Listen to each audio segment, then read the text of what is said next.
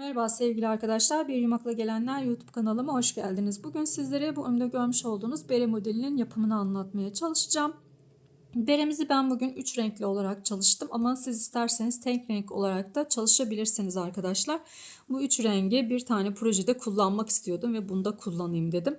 Şöyle modeline bakın, çok şık, çok güzel bir modeli var. Böyle boncuk gibi bir modeli var arkadaşlar. Kesinlikle yapmanızı tavsiye ediyorum modelini örerken de böyle hemen ileri gidebilecek bir model. Keyif alacağınızdan, örerken keyif alacağınızdan eminim.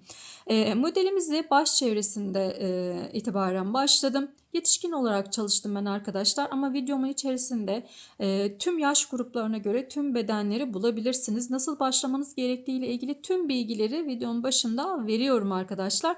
Lütfen o kısımları izleyelim. Hangi yaş grubuna göre yapacaksanız ona göre belirleyebilirsiniz. Ben yetişkin olarak çalıştım. Önce baş çevresindeki yetişkin ölçüsüne göre yaptım bu kısmı, lastik kısmını. Daha sonrasında da üst kısımda örnekli kısma devam ettim yukarıya doğru. Belli bir yerden sonra eksiltmelerimiz var. Sonrasında da bu şekilde bere formunu alıyor. Hazır bir pompon kullandım. Yumak olarak 3 adet farklı renklerde yumak kullandım ve her birinden azar azar gitti. Kartopu Beyva'nın iplerini kullandım arkadaşlar.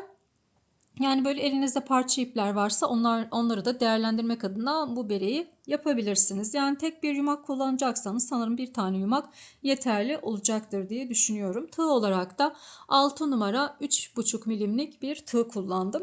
Evet, malzemelerim bu şekilde. Şimdi isterseniz modelimizin yapımına geçelim. Geçmeden önce küçük bir hatırlatma yapmak istiyorum. Kanalıma abone olmayı, beğeni yapmayı ve yorumlarınızla da destek olmayı unutmayın. Her bir beğeni ve yorum bizler için çok kıymetli arkadaşlar. O yüzden esirgemezseniz çok memnun olurum. Anlamadığınız bir yer olursa da mutlaka yorumlarda sorabilirsiniz. Evet, yapacak olanlara kolay gelsin. Şimdi başlayalım. Beremizin yapımına başlıyoruz arkadaşlar. Şimdi öncelikle lastik kısmıyla başlayacağız. Lastik kısmını yapacağız. Şimdi şöyle biraz yakınlaştırayım videoyu. Evet. 12 tane zincir çekeceğim ben. 1, 2, 3, 4, 5, 6, 7, 8, 9, 10, 11 ve 12. 12 zincir çektim. Bunun üzerine 11 tane sık iğne yapacağım. Şimdi şöyle batıyorum yanındakine. Tek kanat alıyorum arkadaşlar. Şöyle bakın, tek kanadını alıyorum. Burası çok sık olmasın diye şöyle ilmekteyi tek kanat alıyorum. 11 tane sık iğne yapacağım bunun üzerine. 1, 2, 3, 4, 5, 6, 7, 8, 9, 10, 11. Bu lastik kısmını daha geniş isterseniz daha geniş sayıda yapabilirsiniz. Yetişkin için çalışıyorum ben. Eğer hani daha küçük yaşlar için yapacaksanız daha dar da yapabilirsiniz. Lastik kısmı tamamen size kalmış. Şöyle bir zincir çekiyorum. Şimdi bakın böyle tutuyorum arkadaşlar. Böyle ortada zincir şeklinde, arpa şeklinde zincirlerimiz mevcut. Bunların şöyle arka kanadından olanını, bakın böyle ilmeği değil, arka kanadından alıyorum. Ve bu 11 tane sık iğnemi devam ettiriyorum. Yine arka kanadından alıyorum. 2, arka kanadından alıyorum. 3, arka kanadından alıyorum. 4, arka kanadından alıyorum. 5, arka kanadından alıyorum. 6, 7,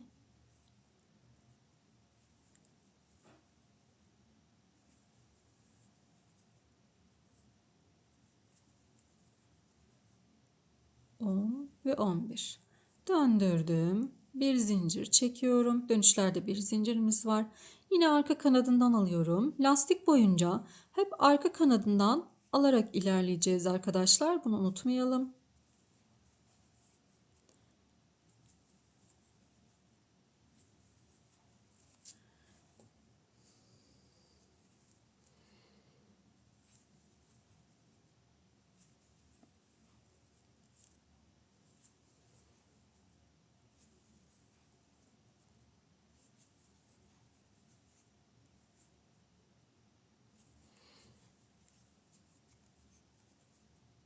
Bakın yine arka kanadından şöyle hemen dip kısmına da batıyoruz. Arka kanadından alarak örüyorum. Şimdi bunu ne kadar öreceğiz? Lastik boyunca hep aynı şekilde öreceğiz arkadaşlar. Arka kanatlarından alarak lastiğimizi öreceğiz. Ne kadar öreceğiz? Yine bunu da sizlere ölçü tablosu olarak vereyim. Bunun da mutlaka ekran görüntüsünü alın arkadaşlar. Şöyle. Evet, ekranı uzaklaştırdım. Daha rahat bütün ölçüleri görebilirsiniz diye. Şöyle ekran görüntüsünü alın. Şimdi ben yetişkin olarak çalışıyorum. Şöyle bir 55-56 santim kadar bir genişliğim olacak. Ve biraz esneterek ölçeceğiz. Göstereceğim size yaptıktan sonra nasıl ölçmeniz gerektiğini. Eğer 2-3 yaş için yapacaksanız 50 santimlik, 3-6 ay için yapacaksanız eğer 44 santimlik bir genişlik yapmanız gerekiyor. Şimdi biz bunu büyütelim. İstediğimiz ölçüye gelene kadar büyütelim, sonra devam. Evet, ben ördüm arkadaşlar. Bakın şöyle esneyen bir modelimiz var. Şöyle esneyen bir modelimiz var. Böyle birazcık esneterek ölçmeniz gerekiyor. Çünkü eğer esnetmeden ölçerseniz bol olur. Onun için şöyle birazcık esneterek gerekli ölçüyü bulmanız gerekiyor. Şimdi ben gerekli ölçüye kadar geldim. Şimdi birleştirmemizi yapacağız. Bunun için şöyle iki ucu birleştiriyorum. İpim karşı tarafta. Bu taraftaki ilmeğimden tığımı takıyorum. Buradaki ipi karşıya alacağım arkadaşlar. İçinden geçirdim. Şöyle bir tane de zincir çekiyorum. Yine aynı noktaya tekrar batıyorum.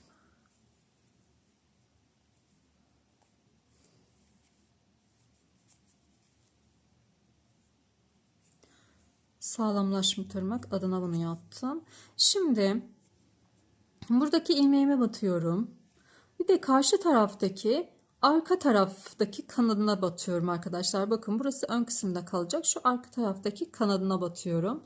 Yakınlaştırayım. Evet, bakın şu arka kanadına batıyorum. Ve kaydırıyorum. Evet, buradan bir tane ilmek alıyorum. Buradakini de arka tarafındaki ilmeğimi alıyorum. Buradan bir ilmek alıyorum. Buradan arka taraftan. Buradan bir ilmek. Arka kanadından. Bakın içteki görüntümüz bu şekilde.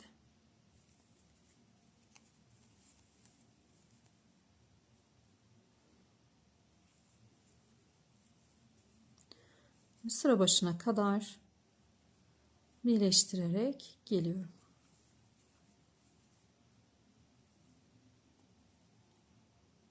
İlmeklerinizin de karşılıklı olarak devam etmesini sağlayın. Çünkü eşit olsun arkadaşlar birleştirirken.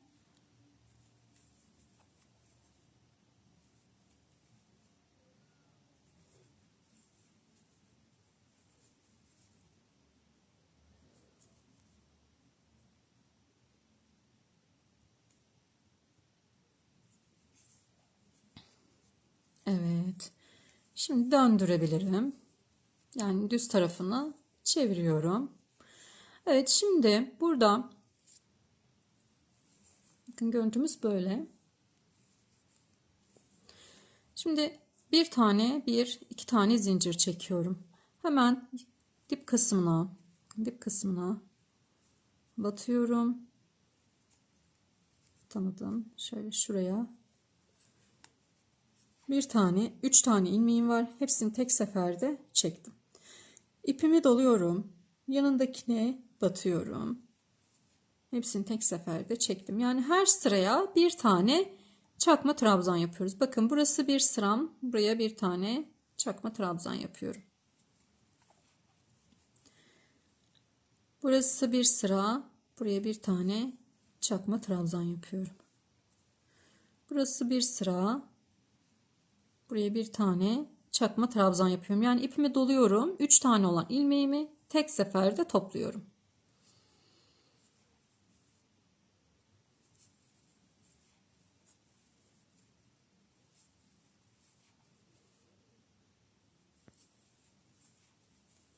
İlmeklerimizi sayalım. 2, 4, 6, 8, 10,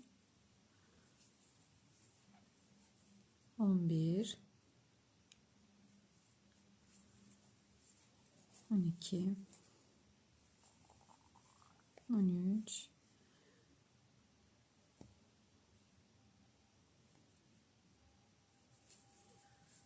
14, 15, 16, 17. Evet, sıra sonuna kadar gelelim arkadaşlar. Evet, sıra sonuna kadar geldim. Burada ilk başta 2 tane zincir çekmiştik. Burayla birlikte birleşimimizi sağlıyoruz. Evet, şimdi bir zincir çekiyorum. Şimdi sıra başına kadar geldim. Burada arkadaşlar bakın ilmeğimiz çakma trabzan yapmıştık. Şöyle çeviriyoruz. Çevirdiğimizde şurası ilmeğim, çeviriyoruz. Şu arka tarafında bakın şurada ilmeğim var. Şöyle göstereyim. İlmeğimin 2 kanadım burada. Hemen arka kısmında bu şekilde ilmeğimiz var. Buradan alıyoruz. Bir tane yaptım. Şöyle çevirin, daha rahat görürsünüz bu kısımlar.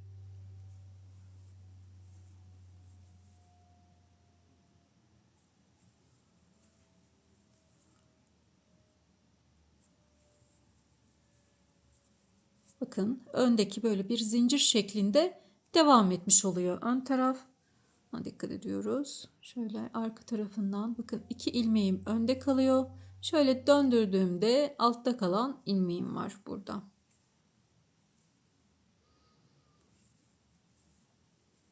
Bu kısmı sık iğnelerimizi yapıyoruz. Bakın bu şekilde baktığımız zaman burası bir zincir şeklinde devam ediyor.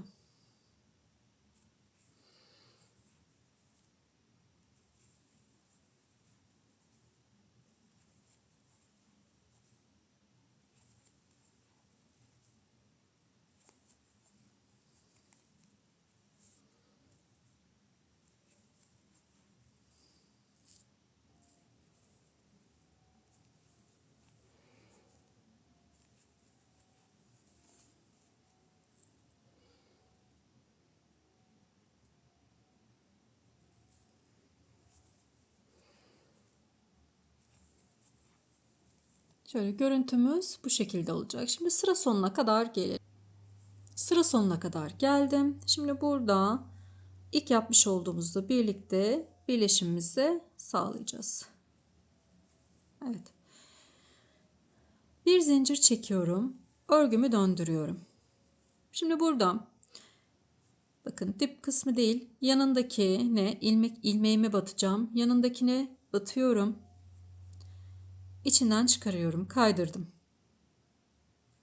İpimi doluyorum. Burada eğer hani birleştirme kısmınız neresi olacağını şaşırırsanız bir tane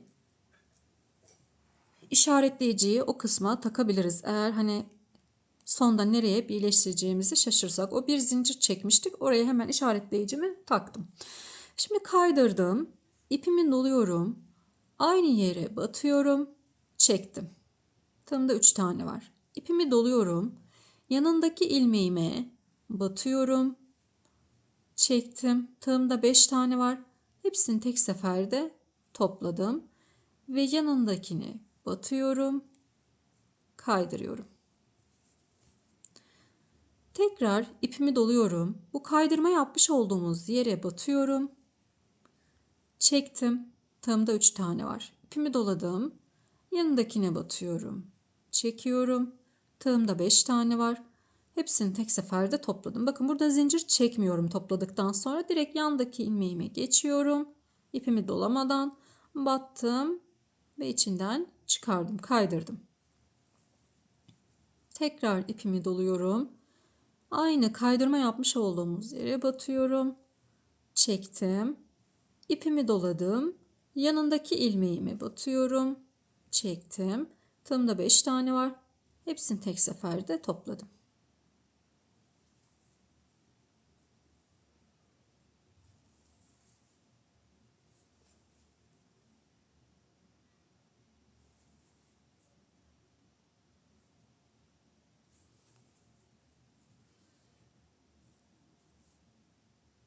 Bu işlemi beremizin ters yönünde yapıyoruz. Şöyle döndürelim bakın. Ön yüzünde modelimiz oluştu.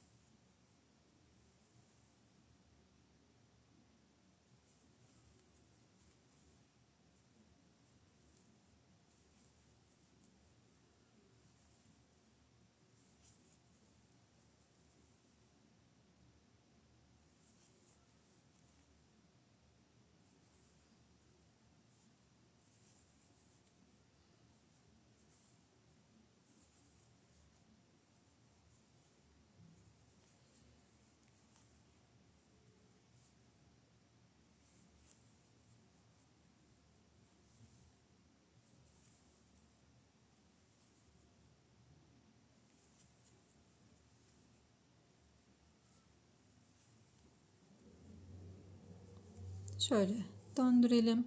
Gerçekten çok güzel oldu. Evet, şimdi sıra sonuna kadar aynı şekilde gelelim. Evet, sıra sonuna geldik. En son fıstığımızı yaptık. Burası bir tane zincir çekmiş olduğumuz yerde hemen kaydırmamızı yapıyoruz ve birleştiriyorum. Döndürüyorum. Sadece bu fıstık sırasını ters yüzde yapıyoruz arkadaşlar. Diğer bütün işlemlerimiz ön yüzde olacak. Evet, şimdi şöyle iki tane zincir çekiyorum. Dibine çakma trabzanımı yapıyorum. Bakın ilk sıraya döndük. İlk sıra çakma trabzan yapmıştık. Yine burada da çakma trabzan yapacağız. İpimi doluyorum. Tığımda 3 tane var. Hepsini tek seferde topluyorum. İpimi doluyorum. Bu bir ilmeğim. Şurada da bir ilmeğim var. Burada kaç tane ilmeğiniz varsa burada da yine o kadar ilmeğiniz olması gerekiyor. Ona dikkat edelim arkadaşlar. Burada normal ilmeklerimize batarak devam ediyoruz.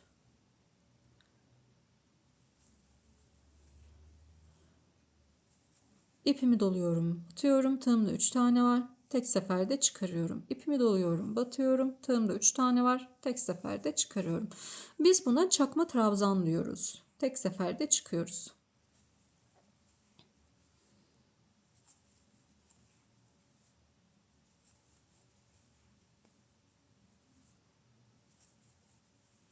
Her bir ilmeğimden bir tane ilmek alarak devam ediyorum. Bir tane fıstığımın üzerinde, bir tane de arada ilmeğim var.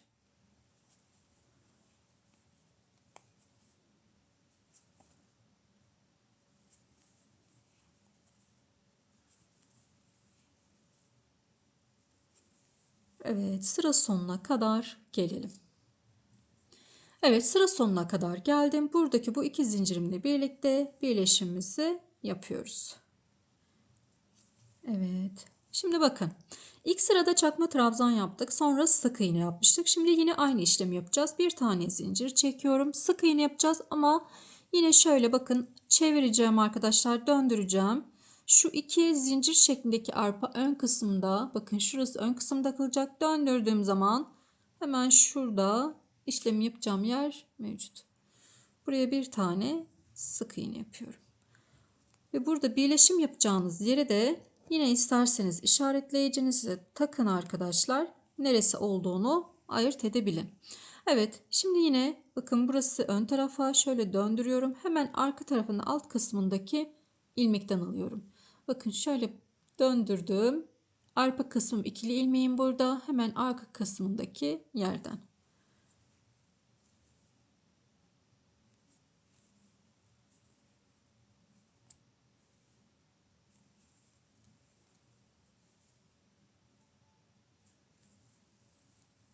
Bir sıra sık iğne gidiyoruz. Bu sıralamayı unutmayın.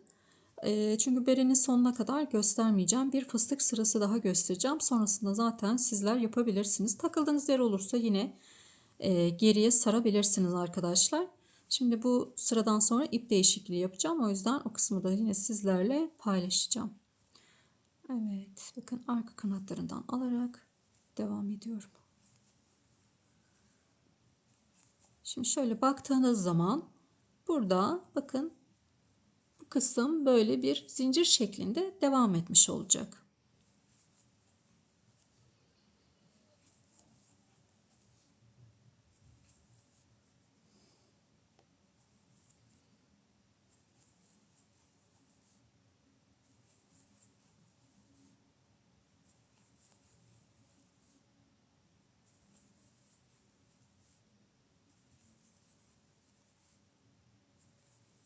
Sıra sonuna kadar gelelim.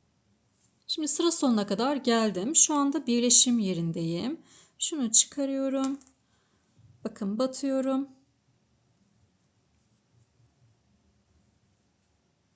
Birleşim yapacağımız bir zincir olan yere battım. Burada ip değişikliği yapacağım için sıradaki ipimi alıyorum. Diğer ipimle işim bitti. Aldım. Ve içinden çıkarıyorum arkadaşlar. Birleşimimizi şöyle batıyorum. Bu iple aldım. İçinden çıkardım arkadaşlar. Burada diğer tarafta göründü ilmeğim çünkü. Şunu alalım. Şöyle bir düğüm yapalım. Yani ister diğer türlü yapın, isterseniz de bu şekilde de yapabilirsiniz. Şu ilmeğin de içinden çıkalım. Şöyle olduğumuz yere bir tane tekrar kaydırdım. Evet, döndürüyorum şimdi. İşlemlerimizi ters yüzünde yapacağız. Şöyle bir zincirimizi yine çekiyoruz. Şimdi buradaki hemen direkt yanındakine, bakın dip kısmı değil, bir zincir çektim. Hemen yanındakine batıyorum. Kaydırıyorum. Şimdi burada yine işaretleyicimi alıyorum. Ve şu bir tane zincir çekmiş olduğumuz kısma taktım. Şimdi kaydırdım. İpimi doluyorum. Aynı yere batıyorum. Uzattım. Tekrar ipimi doladım. Yanındakine batıyorum. Uzatıyorum. 5 tane var. Hepsini tek seferde çıktım. Zinciri çekmiyorum. Yanındakine batıyorum. Kaydırıyorum. İpimi doluyorum. Aynı yere tekrar battım. İpimi doladım ve yanındakine yine batıyorum. İsterseniz aynı renkle devam edebilirsiniz. Yani tek renk yapacaksanız eğer aynı renkle devam edebilirsiniz arkadaşlar.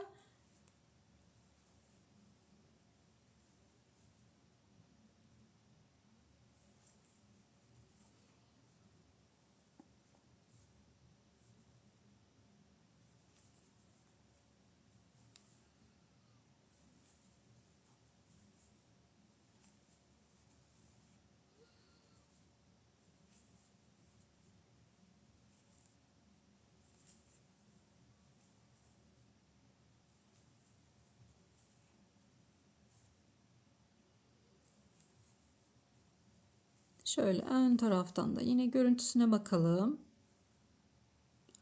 Gayet güzel. Bakın tam üzerlerine denk gelmiş durumda. Böyle sayıda şaşırtma yapmayınca tam üst üste gelmiş oluyor fıstıklarımız.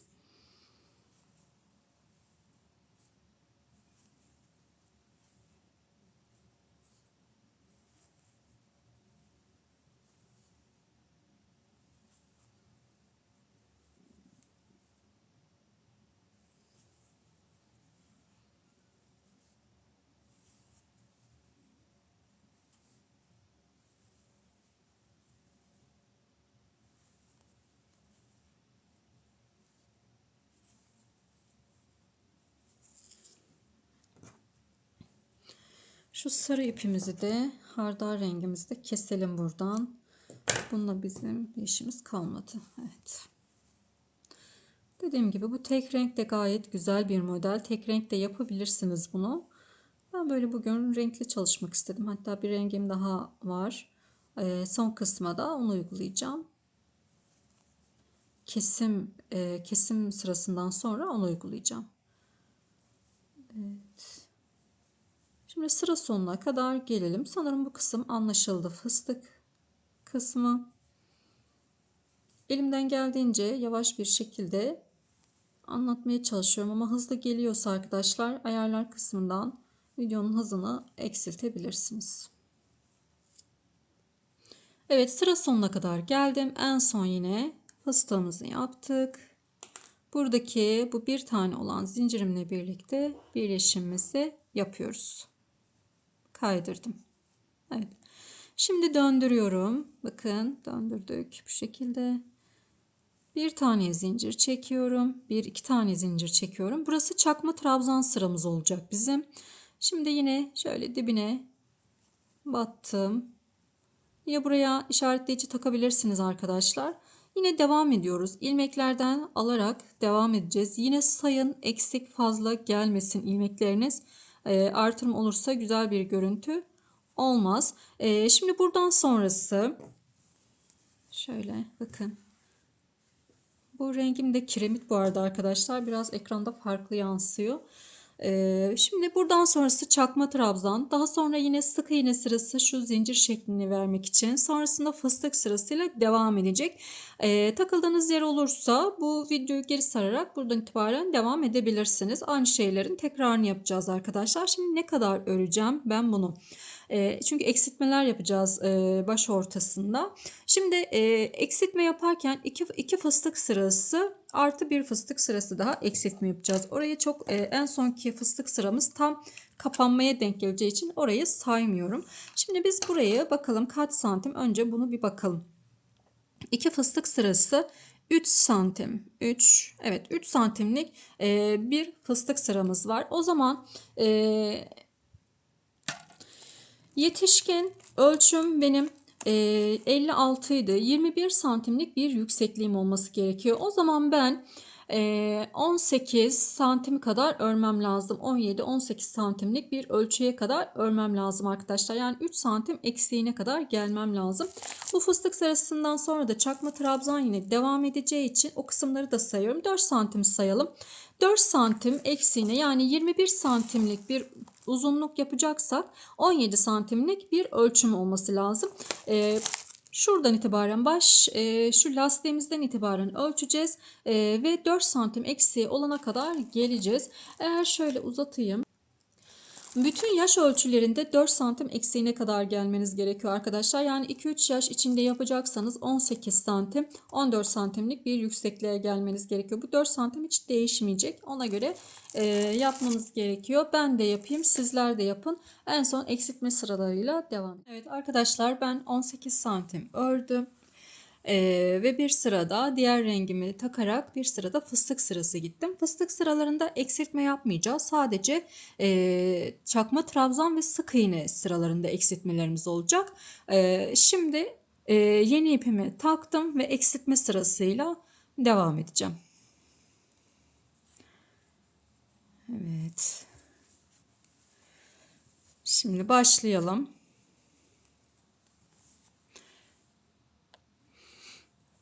Şöyle yakınlaştıralım, daha net görün.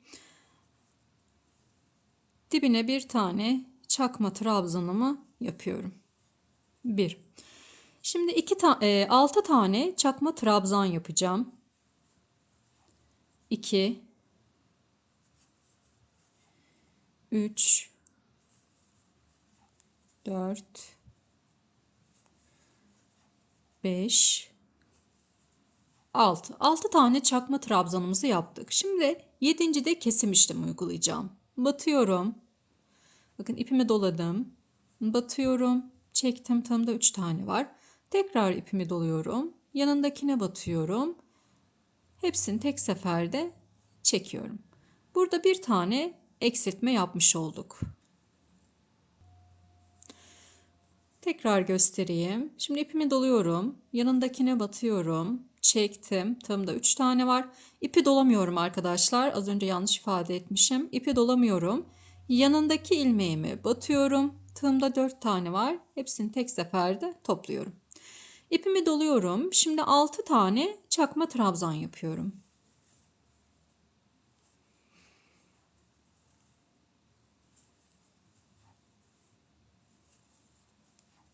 4 5 6. İpimi doluyorum. Yanındakine batıyorum. Tığımda 3 tane var. İpimi dolamıyorum. Yanındakine batıyorum. Tığımda 4 tane var. Hepsini tek seferde topluyorum. Şimdi yine 6 tane çakma trabzan yapıyorum.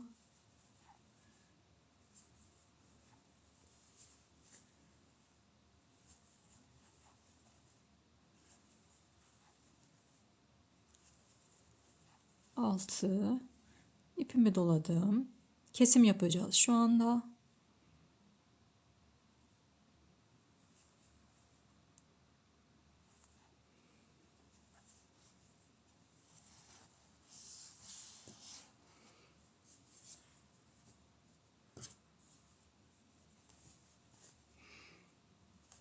Kesimimizi yaptık. 6 çakma trabzan yapıyorum.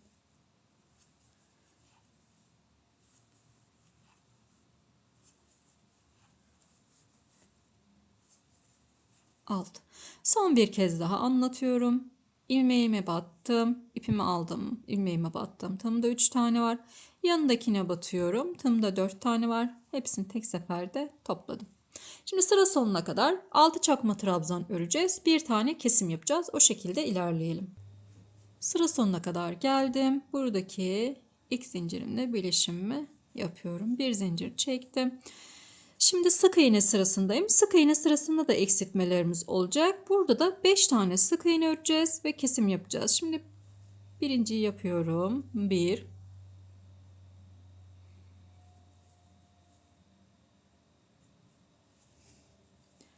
2 3 4 5. Şimdi kesimimizi yapıyoruz. Şimdi bakın, alıyorum, çektim. Hiç ip dolamıyorum yine. Yandakine batıyorum. Çektim. Tığımda 3 tane var. Tek seferde topladım. Şimdi 5 tane yapalım yine. 1 2 3 4 5. İpimi dolamıyorum. Batıyorum. Çekiyorum. Tığımda 2 tane var. Yandakine batıyorum. Çekiyorum. Tığımda 3 tane var. Tek seferde topluyorum. Sık iğne ile kesimimiz de böyle arkadaşlar. 5 tane örüyoruz. 2 3 4 5. Şimdi bir kesim yapıyorum.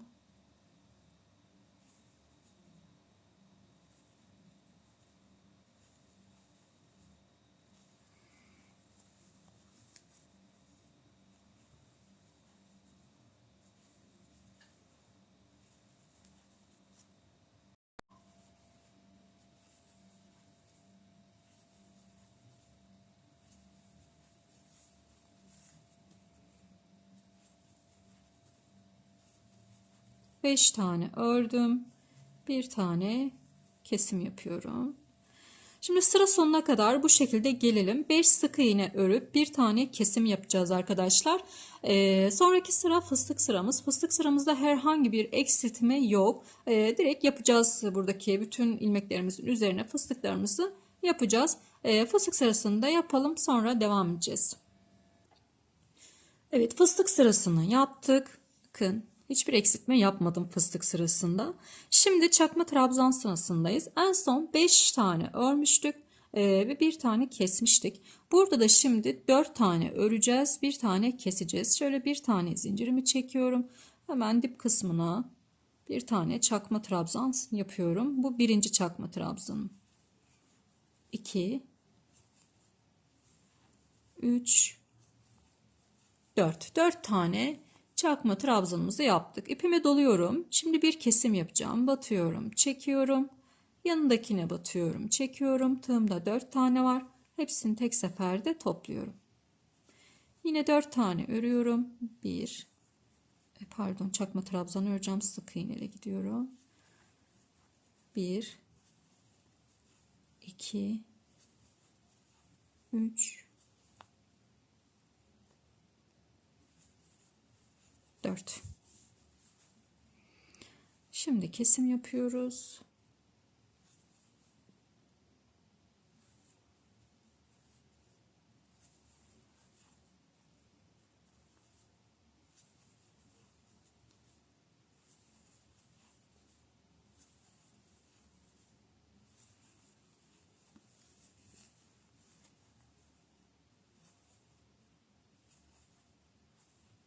Sıra sonuna kadar gelelim. Evet, şimdi Bir zincir çekiyorum. 4 tane yapmıştık. 3 tane sık iğne yaparak keseceğiz. Şimdi ilk birinciyi yapalım. 1 2 3 tane sık iğne yaptım. Dördüncüyü kesiyorum. Battım. Tığımda 2 tane var. Yanındakine batıyorum. Tığımda 3 tane var. Tek seferde topladım. Yine 3 tane örüyorum. 1 2 3 ve bir kesim daha yapıyorum.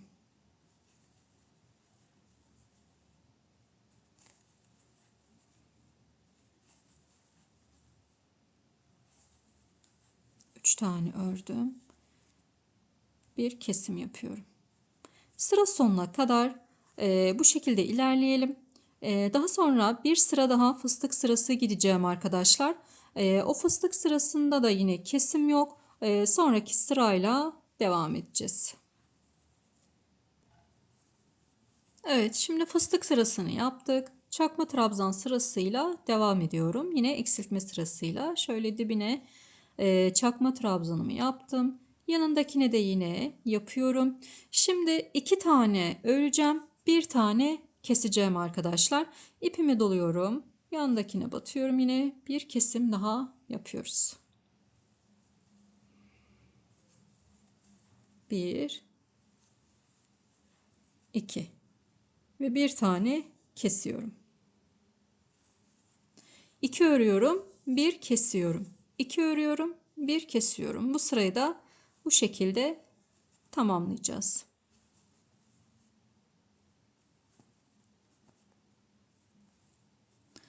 En son kesim yapmışım. 1 2 Evet, sıra sonuna gelelim. Evet, sıra sonuna geldim. Bir zincir çekiyorum. Şimdi sık iğne ile kesim sırasındayız. Bir tane sık iğne yapıyorum ve bir tane kesiyorum arkadaşlar.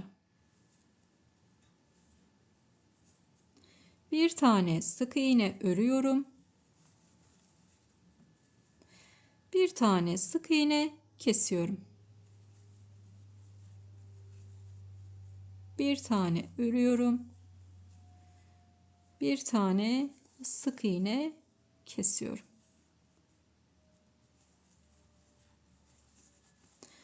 Evet, şimdi sıra sonuna kadar yine bu şekilde ilerleyelim. Evet, en son fıstık sırasına gittik. Şimdi son kesim işlemimizi yapıyoruz çakma trabzanla. Şimdi şöyle dibine batıyorum arkadaşlar. Burada bir tane çakma trabzan yaptım. Bundan sonrası hep kesim olacak. Şimdi batıyorum, çektim. Yanındakine batıyorum, çektim, topladım. İpimi doluyorum, batıyorum, çektim. Tığımda 3 tane var. Tekrar yanındakine batıyorum, çektim, 4 tane var, topladım. Batıyorum, çektim. Yanındakine batıyorum, çektim. Yani peş peşe kesimler uyguluyoruz artık. Çakma trabzan sırasında. Ve son kesim sıramız. Artık beremize bu kısmı kapanmış olacak.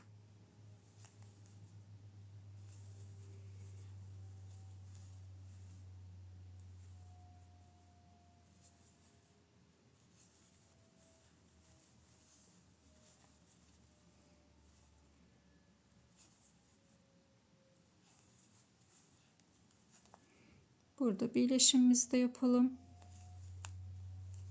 Ve ipimi biraz uzunca keseceğim. Çünkü ortada çok küçük bir boşluğum kaldı. O kısmı iğne ile kapatmak istiyorum. Şöyle yapıyorum. Bakın şu kısım var. O kısmı da kapatacağız şimdi.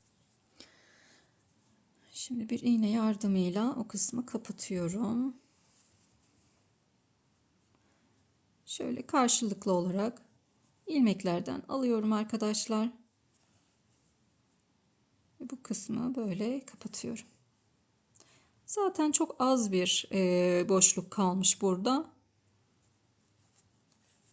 Sağdan soldan böyle karşılıklı olarak ilmekleri aldığımızda bu kısım zaten kapanmış olacak. Bir de sonda düğüm atmayı da unutmayalım.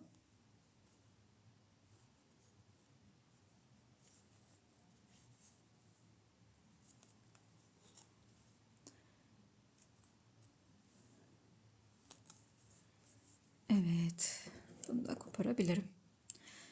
Pomponumuzu da takalım. Gelelim arkadaşlar. Ben hazır bir pompon kullanacağım. Siz istediğiniz şekilde kullanabilirsiniz. İsterseniz iplerinden yapabilirsiniz. Ben böyle bir hazır pompon kullanacağım. Ben pomponumu takayım geleyim. Evet arkadaşlar, beremizi tamamladık. Gerçekten çok şık, çok güzel bir bere oldu. Renklerin uyumu videoya çok da yansımıyor ama gerçekten çok uyumlu renklerin, bu renklerin bir araya gelmesinin uyumu. Ben çok beğendim. İnşallah sizler de beğenirsiniz. Dediğim gibi tek renkte örebilirsiniz. Böyle farklı kombinasyonlarda yapabilirsiniz. Tamamen renk tercihi size kalmış. Benim için önemli olan modeli anlatabilmekti. Elimden geldiğince de en iyi şekilde anlatmaya çalıştım. Buraya kadar umarım kolaylıkla yapabilirsiniz. Kanalıma abone olmayı, bildirimleri açmayı unutmayın. Yorumlarınızda da destek olursanız çok sevinirim arkadaşlar. Hepinize kolay gelsin.